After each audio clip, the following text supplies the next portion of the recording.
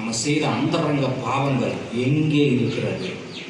உங்களுக்கெல்லாம் தெரியும், நான் அந்தரங்க பாவங்களை இயேசு எப்படி மன்னிக்கிறாரு? மூட்டையை கட்டி யாருக்குமே தெரியாத கடலின் ஆழத்தில் மன்னிக்கிறார். ரொம்ப நல்லது.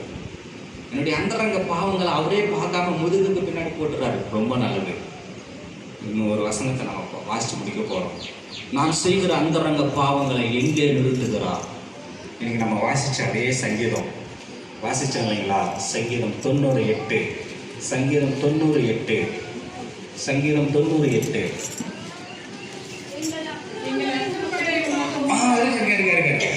எங்கள் அக்கிரமங்களை யாருக்கு முன்பாகவும்?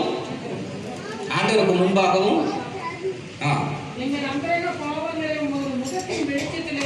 அப்பா, எங்கள் அந்தரங்க பாவங்களை உம்முடைய முகத்தின் வெளிச்சத்தில் நிறுத்தினீர். அந்தரங்க பாவங்களை முகத்தின் வெளிச்சத்தில் நிறுத்தினார். யாருக்கும் தெரியாது பிரதர். என் இஷ்டப்படி நான் இருக்கலாம், 4 செவத்துக்குள்ளதான் இருக்கேன், எப்படி வேணா இருக்கலாம். அந்தரங்க பாவங்களை அவருடைய முகத்தின் வெளிச்சத்தில் நிறுத்தினார். என்ன இருக்கு அந்தரங்கத்துல? என்ன பாவம் இருக்கு? சாக்கிரதை, மன திரும்புங்க.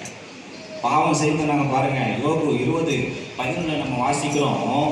பாவங்களினால் எலும்புகளிலே சுகம் இல்லை. நான் செய்கிற பாவங்கள் எலும்புகளுக்குள்ளே சரீரத்துக்குள்ளே நுழைந்திருப்பாங்க, அப்படியே படுத்திருக்கும். நம்ம பதைக்கிறப்ப கூட அந்த பாவம் இருக்குமா? சங்கீதம் 31:10, அக்கிரமத்தினால் என் பலன் குறைந்தது, பாவத்தினால் என் பலன் குறைந்தது.